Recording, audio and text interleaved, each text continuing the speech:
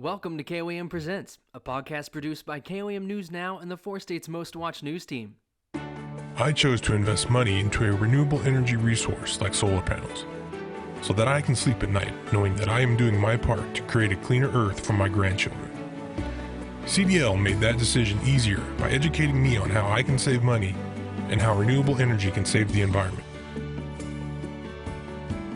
Because what I do today matters tomorrow.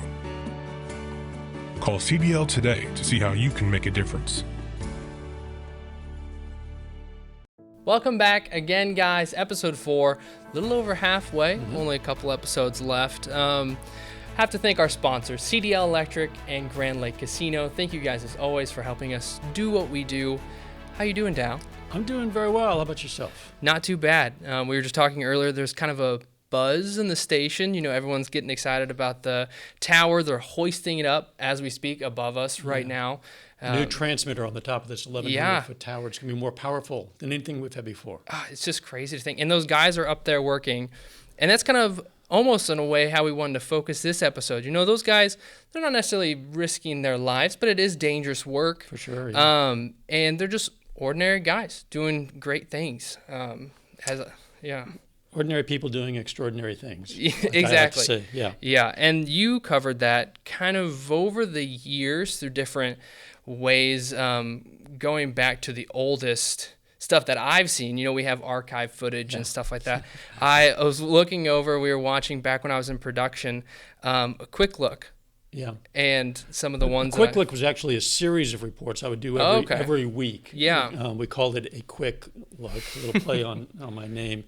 And every week I would just talk to an interesting person, generally an ordinary person doing extraordinary things. One of the first ones I remember was a gas station attendant. Yes. I did a number of them with gas station attendants, but the one you're thinking of, I'm sure, is Earl E. Black. Yes. This was a guy in Caney, Kansas. Mm-hmm. He was kind of a small, quiet guy and not really someone you might think twice about, except for the fact that every 4 years he ran for president of the United States of America.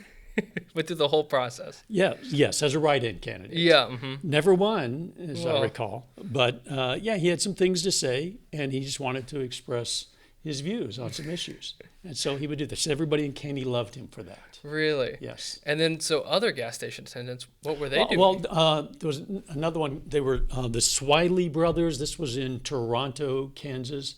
These were two bachelor brothers, both of them pushing 90, as I recall. And they've been working at this same service station since they were in their teens. So like 70 years in Toronto, Kansas. And the neighboring bank was buying their gas station. They were going to tear it down because they were going to put in a parking lot. Okay. And so when I went there, it was just look about this loss for Toronto, Kansas. And the loss wasn't a service station. The loss was these two old souls that had been around forever. And I went there, and there were guys in coveralls, sitting around and just chatting and spitting tobacco, just like their fathers had done, and their probably grandfathers and maybe great-grandfathers had done with the Swiley Brothers. And it was just interesting to see how these guys, maybe subtly, incrementally, had influenced maybe the mood and the attitude and the outlook of this community for generations, for most of the 20th century. It kind of shaped the town to what it is. Yeah, a little bit. And so how did you go about finding, I want to do this series of kind of these different personalities. How did you find these people? It really wasn't difficult, because once I got started, I would kind of maybe solicit some ideas, but then they'd started pouring in. Really? And people say, gosh, I know this really interesting guy who is an expert at horseshoe throwing, and you need to come out here and throw horseshoes with him. Or, this whittler. There was one woman who she made and repaired wedding dresses and had been doing this for 50 years. Wow. And she had never made one for herself because she had been engaged once and her fiance had died a few months before she was to be married. But as I talked to her, she was remaking a wedding dress that she had made a generation before, and she was remaking it now for the daughter of that original bride who was going to wear it in her wedding.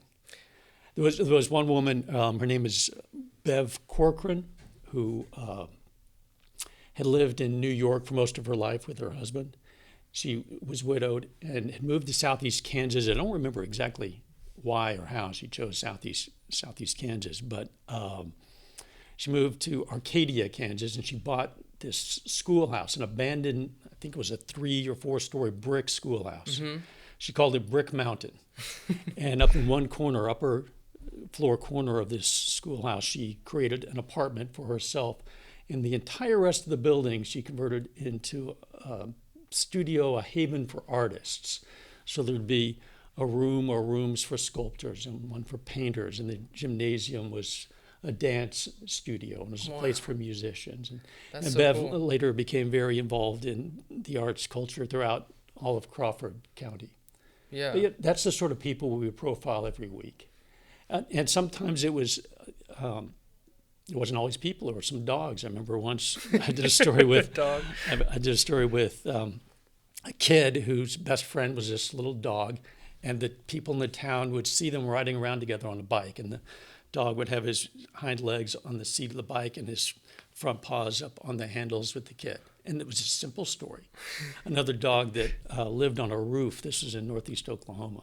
Somehow he had access to the roof of a house through the backyard. He'd hop up on a shed or something. Mm-hmm. And people in the neighborhood, when they go on their walks, they'd always see the dog watching the world pass by from his From the perch roof. on the roof. Yeah. That's so cool. I'm sure I used some bad pun about the dog that said roof in that story. Oh, I don't gosh. remember it exactly. That's perfect, though. Yeah. And this is at a time when you were still a reporter mostly, right? This was I earlier? I was anchoring You were full time anchoring? at that time as well. Yeah. It became a little bit overwhelming because Oh, yeah, I can imagine. I was committed to doing these every week. And I did them for a period of a few years. And, you do 52 a year. That's, Mm-hmm. you do a couple hundred of them, pretty quickly. And in fact, it had gotten to the point where at one point we decided to do a primetime special, just kind of like best of. We call it a quick look back. Oh, And okay. I don't remember if it was a half hour or an hour long show, but just showing little clips, excerpts from a whole bunch of them. They were very popular, but it got to be a little bit burdensome trying to commit to that every week. Oh, I can imagine. So we backed off from doing the quick looks, but then I started doing some series occasionally, and some of those were feature story related. And you were still doing these, while anchoring, just kind of fitting them in, Right. basically. Yeah. And so, and this kind of look into your life. Are you from this area? I'm from the Kansas City area. I Okay. grew up in suburban Kansas City, and went to high school in a little town outside of Kansas City in Holden. So, Oh, yeah. yeah, in Missouri. Okay. So earlier, some of these were early in your career. Was it kind of a interesting introduction, if you will, like kind of getting out there and kind of just being able to meet an average Joe, if you will? Yeah, I'd always loved feature reporting. Yeah. When I was in college, I actually worked for the Missouri Department of Agriculture during summers covering the Missouri State Fair, Oh, yeah. and where I would just write feature stories. It's just like for the length of the fair, 10-day gig, and I write 3 or 4 stories a day. They basically turned me loose, and I would write these as print stories for newspapers, mostly throughout Missouri. Yeah. And it was sent out to, 250 newspapers, I think. And after I did that my first year, the guy who had hired me, he was very pleased. He said the newspapers that were receiving these loved them. They would use the corny headlines that I would suggest. And so I did that a second year as well. Okay. And basically, you go out, and it's not just covering the event; it's covering kind of the people behind the event. It's just the interesting, quirky people, or maybe just the regular family and what they're enjoying at the fair. Well, and it gives you like a look into, who they are as a person. Right. Later on, we talked about the honesty test. Yeah, There's something that we kind of did in this area that.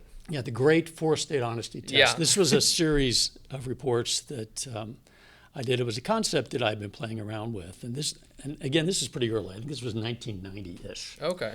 And it was a series of 5 reports, and it had this premise that we were going to kind of test the honesty of 4-staters. I knew that they would do well, first of all. But so, like for part 1, we got 10 $20 bills. On each of the bills, I wrote, "Happy Billy, happy 6th birthday, love, Grandpa." Then we took each of these $20 bills and we put them in these little child wallets. And then I dropped these wallets in strategic places around Joplin, like on Main Street and at North Park Mall and at City Hall and at Ozark Bible College. 10 of these. And in each wallet we put the name Billy and a phone number. It was kind of written in a childish sort of scrawl. Yeah. And of course the idea was to see how many people were going to call to turn in Billy's $20 bill from Grandpa. So how many would you guess? We distributed 10. Did 10. I would say 6, maybe? Not quite. But Oh. it was fewer. But I had asked a psychologist this, how many he thought we would get back. And he said, well, if you're lucky, you got 2. Really? Yeah. Wow, that is such a low. I did not expect it to be that low. Well, we got 4. Okay. Which, by his estimation, was very good. It was double his predicted amount. And so the people who called us, we interviewed them. And we just did a little story. So why did you do this? You could have just kept the $20. And they'd say, oh, well, this was a gift for a 6-year-old child from Grandpa. Well, I figured this other kid needed it more than I did. Oh, wow. And obviously they got to keep the $20. Yeah. And the people who didn't call us, they got to keep the $20, but they didn't get to be on TV. That's true. So we highlighted their honesty. But we did some other experiments as part of this same test. One of them was outside the North Park Mall. I bought a big stack of Joplin Globe newspapers, put them on a card table, and we had a big jar full of change, just quarters. Yeah. And we put a sign there. We said, make your own change, and then we just left it. And then we came back after a couple of hours or so to see, will people just help themselves to free newspapers? Will they actually pay for newspapers? Will they steal the change? So what do you think happened there? I mean, I honestly think people would just take the newspapers, without even thinking. They would see it, especially at a time when it's something that would be a nice commodity. You just, snag it and just walk away. No one knows. Yeah, no one would know. Some newspapers were missing, but the change that was added to the jar exactly accounted for the newspapers. No So kidding. it proved people were both honest and good at math. Well, that's another thing too. They could be just putting in wrong. True. Wrong True. I change. mean, we thought maybe there would actually be extra money in there. People just throw in, Yeah. And then another, I'll tell you about a couple of other real quick tests we did for this. One of them, also at the mall, we went to the cookie factory, and we asked the people at the cookie factory to make some cookies for a taste test. We were going to shoot kind of a fake commercial. People were going to do a taste test on camera and tell us their opinion. But we told the people at the cookie factory we want these to be really nasty cookies. We want them to taste awful.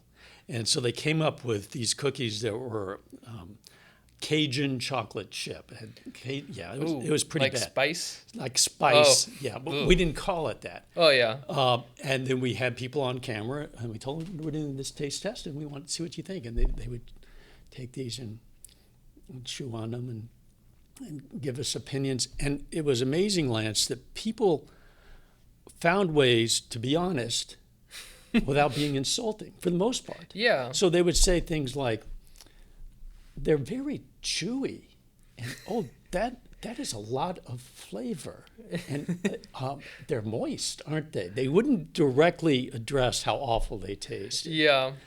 And maybe there were a couple who say, maybe not my cup of tea. But then we sent them little sealed envelopes that explained what we were actually doing. So after they left, some of them came back and they were laughing. And then we interviewed them and they admitted, said, no, those were awful. Those were the worst cookies I'd ever tasted. But I didn't want to say that on TV. Yeah. Was that pretty much their reasoning across? They were just like, I think it felt basically bad. shows the people sometimes, if you stretch the truth, but your motives are pure, Yeah. that's fine. They mean well. Exactly. And then I'll tell you about the final test. And this, because this was my favorite. It was an art show in downtown Joplin. And we had an exhibit, a painting in the exhibit, and we had the artist next to it, Sparky DeBurger, a bearded guy. And there were some people coming through from the community, the arts community. They'd been looking at various paintings. Most of them didn't have the artist next to it. But this one, Sparky was there. And he would kind of invite comments. What do you think? Well, we didn't tell the people that Sparky didn't actually paint that painting.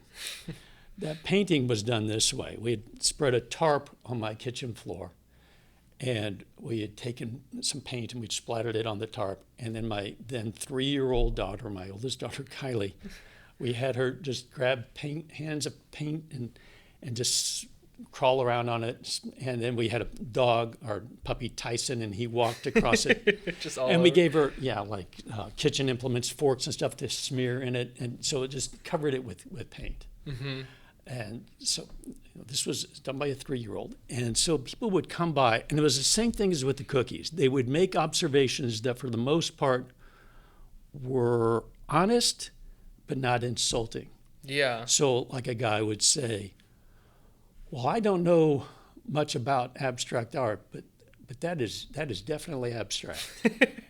Or ask questions, were you angry when you painted it? One person said, well, it reminds me of a Jackson Pollock painting. And then paused for a minute and said, of course, he was drunk whenever he painted, and so on. But and there was one person who gave rave reviews. He loved it and went on and on and on. It's so colorful. And, Yeah. But then afterward, later in that art show, the patrons had all gotten together in this room, and I think they were auctioning off some paintings or something. And anyway, I went to the front of the room, and I told them about this little trick we had played. And they laughed. They thought it was great. And then some of them came up afterward and, again, gave me their reasons for the way they did what they did. And then on air that night, after that story aired, we took that painting. I held it up on this set, and I explained that we were going to auction this painting off to the highest bidder, and whatever money it raised would go to fund our toy box project. Oh, awesome. For buying. Yeah. And at that time, we didn't have internet, so we just had you had a 2-hour window that you could phone in your bid. And somebody bought the painting for $100 and then was taking it to, I think their Rotary or some civic organization where they were going to resell it, and all that money would also go to the toy box. Oh, that's even better. So some good came of Yeah. it. And along with the painting, of course, they also got the backstory.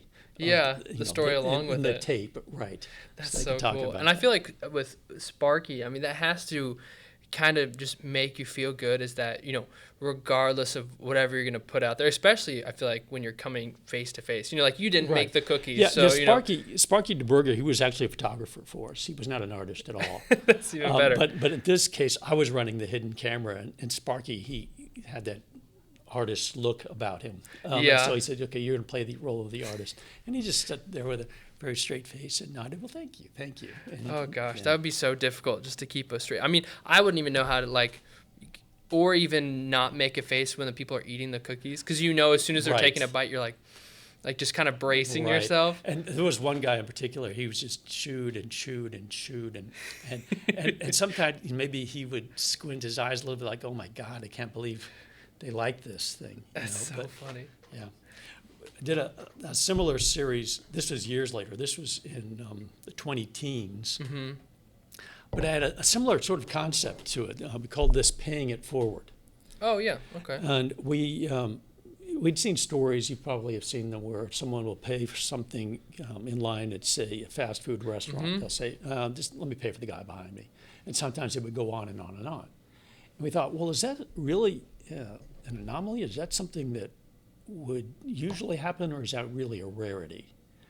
And so we decided to just try it ourselves. So we went to 3 different places in Joplin. We went to a coffee shop that had drive-through, Mm-hmm. a burger place with a drive-through, and a dry cleaner that had a drive-through. And I think we paid $10 or something. We said, okay, we're just going to pay it forward to the next person and see how far it goes. And in no case did it end with one person. It always went through at least several. And I think with the dry cleaner, it went into double digits before it finally ended. And as people would go through and they said, I don't need that. Pay the guy behind me. Pay the guy behind me.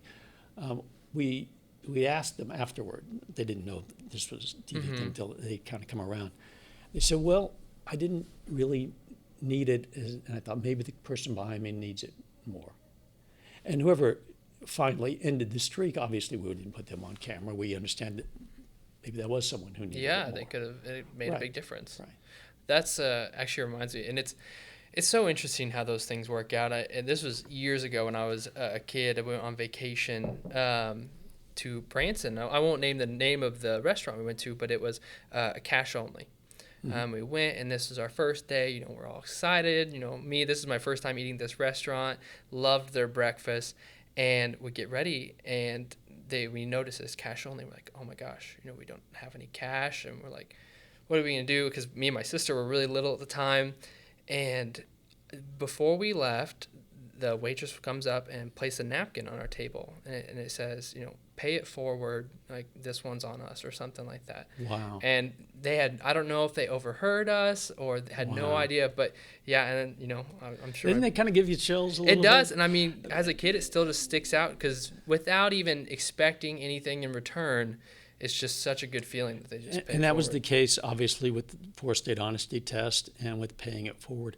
After the honesty test, by the way, I concluded for the audience that the most dishonest person in this whole experiment was me for playing these For mean tricking tricks on all you everybody. nice people. Yeah. And I also did an at-home version of the four-state honesty test. I told people have your pencil and paper ready because our psychologist had made a list of 5 questions or so, and I had my co-anchor and sports and weather person also complete this test and Yeah. kind of grade themselves at home. But yeah, I think what that kind of showed was something that I really already knew, was that honesty and generosity are actually the norm.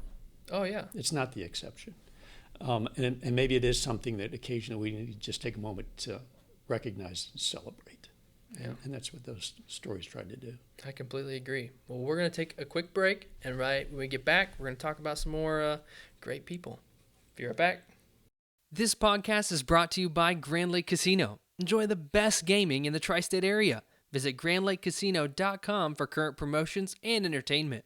Grand Lake Casino, where friends play. Highway 10 north of Grove, Oklahoma. Welcome back again, guys. We are talking about ordinary people doing extraordinary things. Everyone's extraordinary in their own That's way, true. I guess. That's true. You know, family, the most of it all. We're a little biased, but obviously family ties are very strong. And this next story, I know, has to kind of start with your family, your personal family. Right.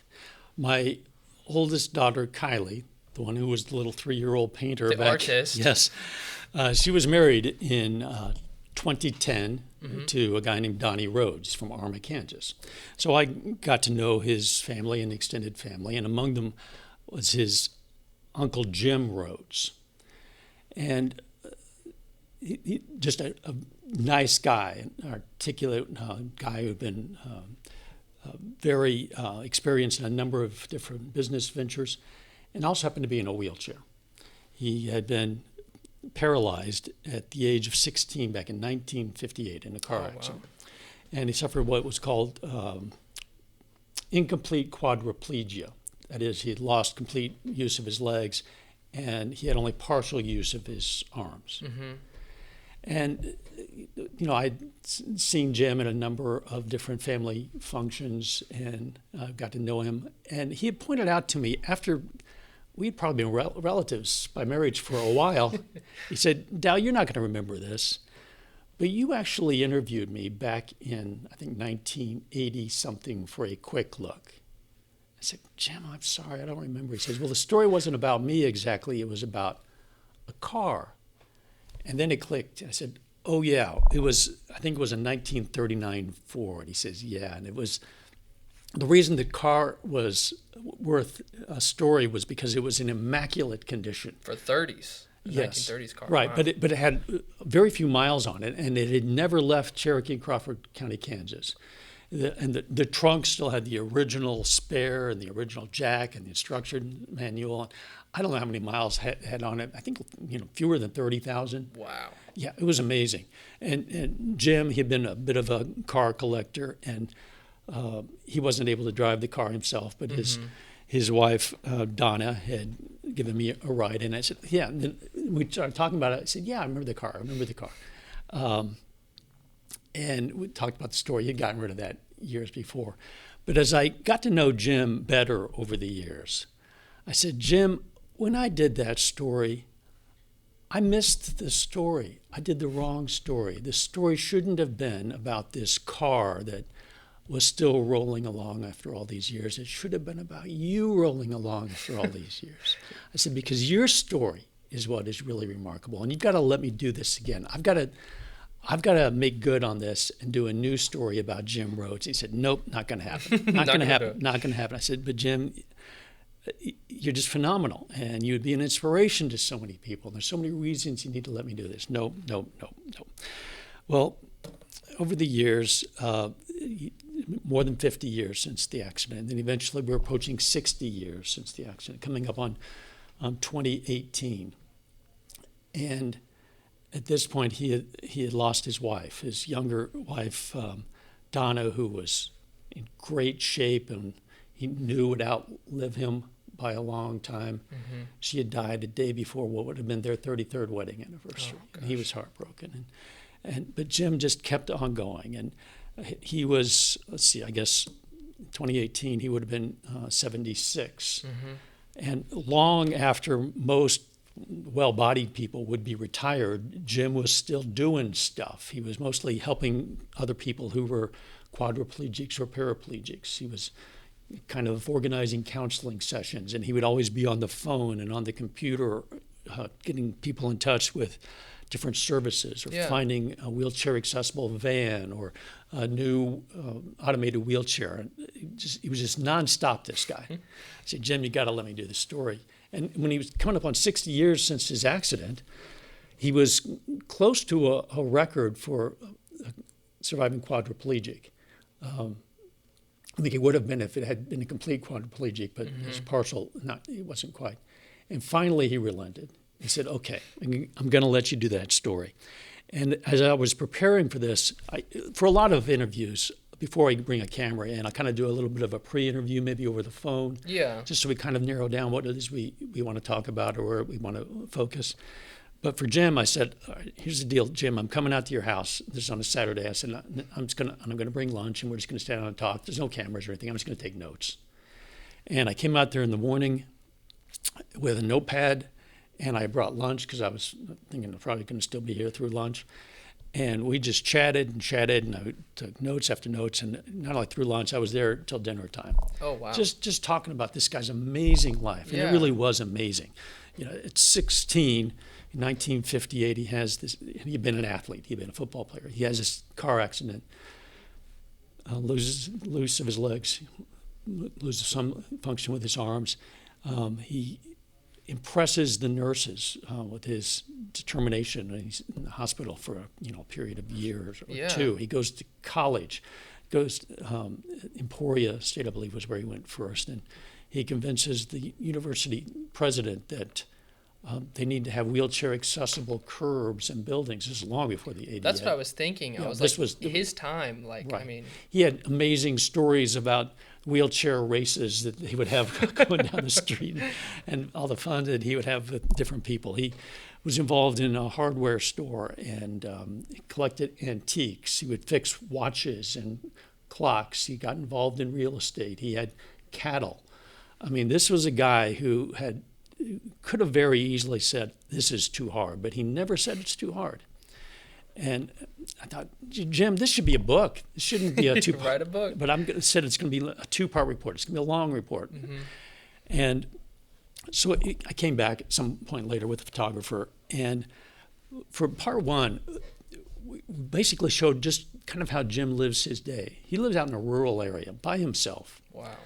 And so I'm not going to schedule your day. I want to kind of see what is a typical day. And he showed us a little bit about the process of how he gets out of bed in the morning, which for him involved this system that kind of on a rail that went across the ceiling, and had a lift that he would kind of get his legs into, and it would lift him up, and he'd have to wrap and unwrap his feet. But at any rate, the process of getting from bed, then into his bathroom, shower and shaving, and then into his wheelchair, and then into his kitchen where he would fix breakfast was a 2-hour process. Every morning? Every morning. Wow. And when he got, the last thing we'd do, he has all these matching clothes, so he didn't have to make decisions about almost identical everything. But he would put on a pair of shoes, which first of all was not really necessary because his feet never touched the ground.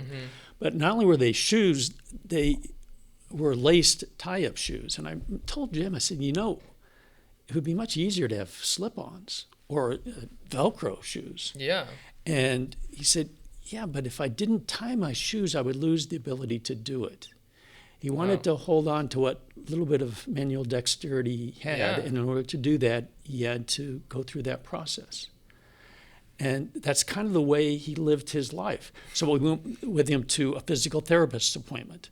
And the therapist, he would raise his legs and move his various limbs. And you could see Jim kind of wince, and he experiencing some pain, because although he didn't have use of his lower limbs, he had full sensation. Oh, wow. But the only pain reliever he took was nothing stronger than Tylenol. He said sometimes you have to experience pain to experience life. This guy was full of nuggets of wisdom. No I mean, kidding. everything that came out of his mouth was a nugget of wisdom.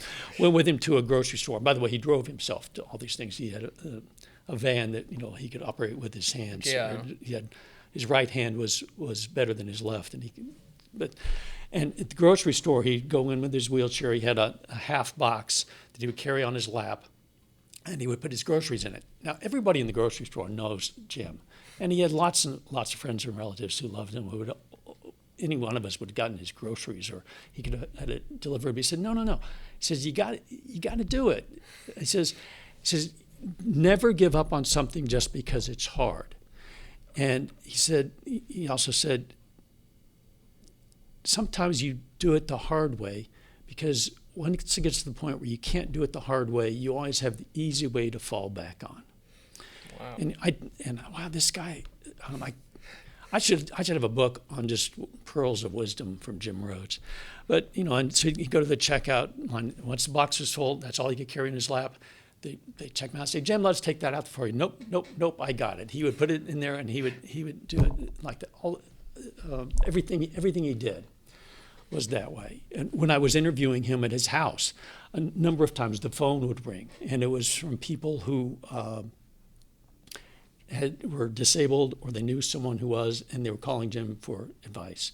And people have been doing that for 60 years. And he always had advice on where you can get a good deal on this used wheelchair. And you don't want that modified van, you need this modified van, and this is why. So that was part one. Part two of Jim's story, we had Jim meeting with a couple of other guys, Chris and Tom, who were also incomplete quadriplegics. One of them was a generation younger than Jim, and one of them was 2 generations younger than Jim. And both of them were people who Jim had reached out to early on, when they were young men or teenagers. Mm-hmm. And he just said, look, I know where you are. I've been there. I've been through it. You can get through this too. And he was just an inspiration for these guys. Just on his own regard, would just reach out to these Correct. young people. Yeah, Okay. and they would get together periodically for meetings, not just with Chris and Tom, but sometimes with others too. But they let me sit in on one of their meetings. And it's, these 3 guys of 3 generations sitting around laughing, just telling stories, basically patting each other on the back, sharing memories, and kind of inspiring each other about how you can just keep on going. And both of those younger guys said, it was Jim that kept me going. Jim, being kind of a modest guy, I'm not sure, but you knew it was true. Yeah. You knew it was true. That was called Inspiration on Wheels. It was a 2-part report. Then later, last year, finally, we lost Jim. But I remember the last time that I visited him at his home, he told me, he said, Dow, that 2-part report, the Inspiration on Wheels, that's kind of my eulogy. And I said, Jim, that's not your eulogy. I said, you wrote your own eulogy. So you've been writing your eulogy for decades. And nobody has that whole eulogy, but hundreds and hundreds of people have a little piece of it, because everybody that you came in contact with and everybody you inspired in some way, they have a bit of that eulogy, and that's going to be your lasting legacy. And the little stories I did, that's nothing. And I told him something else. I said, Jim, my grandkids, who would be his great nephews, now since his death, a great niece, I said, they're always going to know about you, because anytime they try to tell me that they need to give up on something before they should, that they're going to stop doing something just because it's hard, I'm going to sit down with them and I'm going to say, let me tell you a story about your great Uncle Jim. And he just laughed. He thought, yeah, that's, he took some comfort in that. He thought that was a pretty good idea. And then the last time I ever talked to him, it was in the hospital a day or two before he passed. I repeated that pledge to him, that his great nephews and great niece would always know his story. Then after he passed, his family was going through his belongings, and they wanted to give us some little memento to remember Jim. And what they gave us was perfect. It's a pocket watch. He had a number of pocket watches, and it was one of them that he had worked on. And the day I got that, I immediately took. I had a photo of Jim at his 75th birthday party where he's sitting in his wheelchair and he's holding a cake, and the cake is decorated to look like a clock on the top, and it's pointing to the numbers 7 and 5. He was 75. And I framed that photo, and I have that photo sitting on a bookshelf, and hanging on a ribbon on that is that pocket watch. Because to me, that birthday, that clock, and that watch, it represents something to me, because this guy, he had lots and lots of victories in his life. But the most impressive was kind of a victory over time. And it was in two ways. He had more of it than anybody thought was possible. Oh, yeah, no doubt. But more importantly than that is he didn't waste any of it.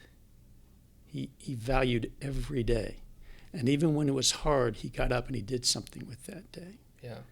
And so now I can't avoid seeing that photo once in a while. And I like seeing it because it's a reminder of that point. And I've kept that promise since then to one of my grandkids, and I will to the others too. When they said, "I don't think I can do this. This is impossible, and it's some task." I think, "No, you're gonna master this. You have to stay with it." I say, "Let me tell the story about your great Uncle Jim." That's awesome.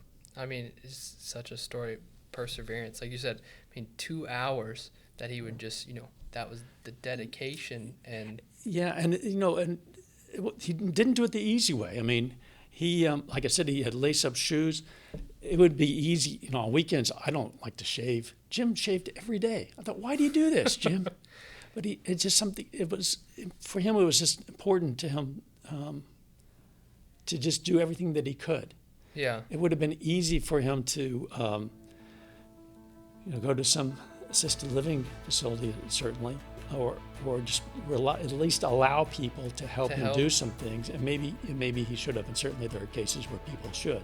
Mm-hmm. But he didn't want to do that. He just wanted to just do as much as he could for himself. And I think in his way, that was living life to its fullest. Oh, no doubt. I mean, in all of these different stories you cover, people if they have the means to do something good, it kind of just shows that, even like I said, without knowing that there's going to be a story about them, or knowing there's a camera, they're just going to do good or do the best that they can, right, at least. And I mean, it's phenomenal. Not motivated by the promise of recognition or exactly anything like that. It's something a little deeper than that.